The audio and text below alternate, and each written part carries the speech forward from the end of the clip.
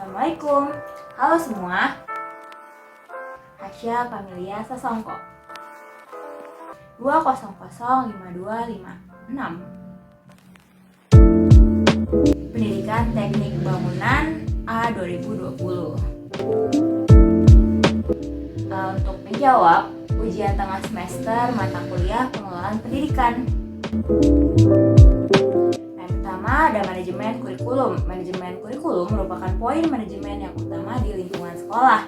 Prinsip yang mendasari manajemen kurikulum ini adalah berusaha untuk memastikan proses belajar mengajar yang lancar dengan mengukur pencapaian siswa dan motivasi guru untuk mengembangkan strategi pembelajarannya untuk hasil yang maksimal.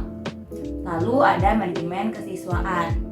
Prinsip dasar dari manajemen kesiswaan ini adalah siswa harus diperlakukan sebagai subjek dan bukan objek, sehingga harus didorong untuk berperan serta dalam setiap perencanaan dan pengambilan keputusan yang terkait dengan kegiatan mereka sendiri. Oleh karena itu, diperlukan wahana kegiatan yang beragam, sehingga setiap siswa memiliki wahana untuk berkembang secara optimal. Lalu yang ketiga ada manajemen personalia. Dalam mengembangkan sekolah, sumber daya manusia adalah komponen paling berharga. Manajemen personalia di sekolah pada prinsipnya mengupayakan agar setiap warga dapat bekerja sama dan saling mendukung untuk mencapai tujuan sekolah. Di samping faktor persediaan sumber daya manusia, hal yang amat penting dalam manajemen personalia adalah berkenaan penguasaan kompetensi. Lalu yang keempat ada manajemen keuangan. Manajemen keuangan di sekolah terutama berkenaan dengan kiat sekolah dalam menggali dana, kiat sekolah dalam mengelola dana, pengelolaan keuangan dikaitkan dengan program tahunan sekolah, cara mengadministrasikan dana sekolah, dan cara melakukan pengawasan, pengendalian, serta pemeriksaan. Inti dari manajemen keuangan adalah pencapaian efisiensi dan efektivitas. Dan yang kelima, yaitu yang terakhir, adalah manajemen sarana dan prasarana. Manajemen sarana dan prasarana sekolah adalah kegiatan yang dilakukan secara berkala dan terencana untuk merawat fasilitas fisik seperti gedung dan peralatan sekolah lainnya, dengan tujuan untuk meningkatkan kinerja, memperpanjang usia pakai fasilitas, mengoptimalkan biaya perbaikan jika terjadi kerusakan, dan menetapkan biaya yang efisien dan efektif untuk perawatan sarana dan prasarana sekolah.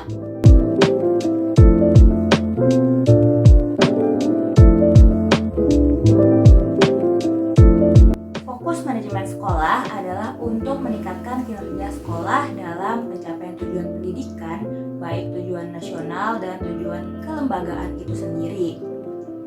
Kerangka pikir saya mengenai sistem manajemen sekolah dimulai dari pimpinan pendidikan sekolah, kemudian berbagai perencanaan dilakukan dari tujuan dan landasan sampai peraturan yang akan ditetapkan. Selanjutnya ada pengorganisasian, yaitu menempatkan setiap sumber daya manusia sesuai dengan keahlian dan kebutuhan agar segala sesuatu yang direncanakan dapat berjalan dengan baik. Lalu pastinya ada pelaksanaan.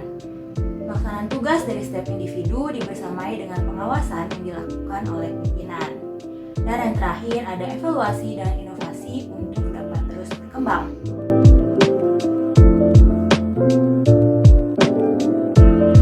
Beberapa faktor yang menyebabkan suatu sekolah dikategorikan berhasil dari sisi manajemen sekolah adalah: yang pertama, memiliki kebijakan yang pada pelaksanaannya dapat ditaati dengan baik, memiliki tujuan dan sasaran mutu yang jelas, dibuktikan dengan adanya visi dan misi sekolah yang diterapkan pada setiap pengambilan keputusan dan kegiatan sekolah.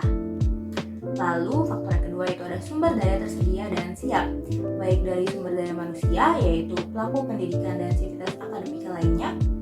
Lalu ada sumber daya bukan manusia seperti program sekolah dan kurikulum. Lalu ada meliputi sarana dan prasarana sekolah. Lalu ada sumber daya keuangan sebagai penunjang manajemen sekolah.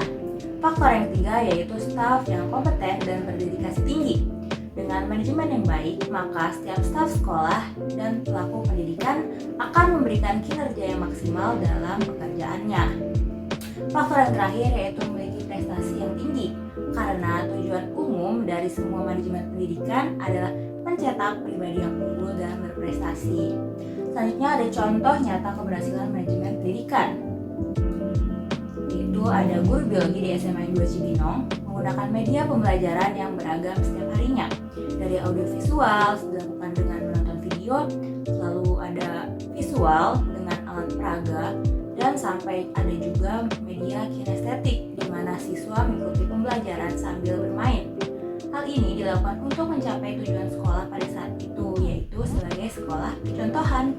Tindakan guru tersebut yang sangat berkompeten dalam mencapai tujuan sekolah tidak lepas dari peran kepala sekolah sebagai pimpinan yang dapat menginspirasi dan memberikan semangat kepada semua stafnya.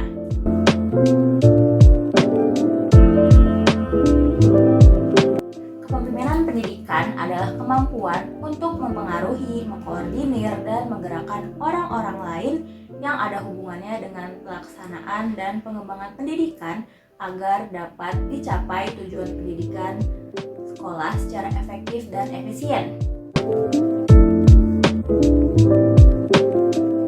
Guru, wali kelas, dan kepala sekolah mengutip kata Wahyu Sumijo pada tahun 2011 menyatakan pemimpin sekolah adalah mereka yang dilukiskan sebagai orang yang memiliki harapan tinggi terhadap staf dan para siswa. Saya menambahkan sedikit, selain memiliki harapan yang tinggi, para pemimpin sekolah juga mempunyai tindakan untuk merealisasikan harapannya tersebut. Berdasarkan kutipan tersebut, guru pastinya memiliki harapan yang tinggi terhadap siswanya agar dapat berhasil. Jika berbicara mengenai guru, biasanya guru memfokuskan keberhasilan siswa terhadap mata pelajaran yang ada. Selanjutnya yang saya sebutkan sebelumnya adalah wali kelas, yang dimana wali kelas memiliki harapan yang tinggi terhadap anak-anak kelasnya sebagai pribadi yang unggul, tidak hanya berhasil dalam mata pelajaran saja.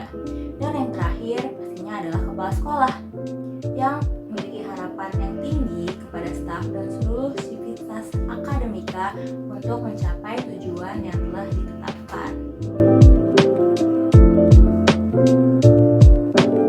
Berkomunikasi secara efektif adalah keterampilan penting bagi para pemimpin termasuk pimpinan sekolah. Pemimpin adalah juara komunikasi yang menginspirasi dan menyatukan orang-orang di sekitar dengan tujuan dan identitas awal yang berbeda. Pernah saya baca menurut Richard L. dalam bukunya yang berjudul Leadership Experience pada tahun 2018, para pemimpin dapat menerapkan 4 langkah berikut untuk mempraktikkan seni persuasi. Yang pertama itu mendengarkan. Ketika orang merasa bahwa telah didengarkan oleh seorang yang mencoba mempengaruhi mereka, rasa suka, kepercayaan, komitmen mereka terhadap orang itu pun akan meningkat.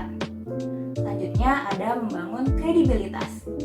Kredibilitas seorang pemimpin didasarkan pada pengetahuan dan keahlian pemimpin serta hubungannya dengan orang lain. Lalu yang selanjutnya itu ada bangun tujuan di atas landasan bersama yang telah ditetapkan. Dan yang terakhir, buat posisi Anda menarik bagi orang lain agar sebagai pemimpin dapat menginspirasi orang untuk mencapai hasil yang luar biasa.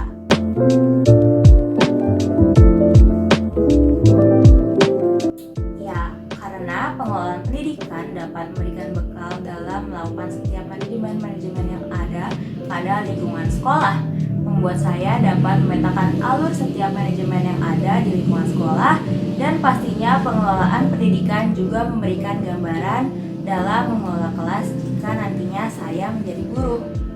Sekian dari saya, semoga jawaban saya tadi dapat menjawab ujian tengah semester pengelolaan pendidikan saya. Terima kasih. Wassalamualaikum warahmatullahi wabarakatuh.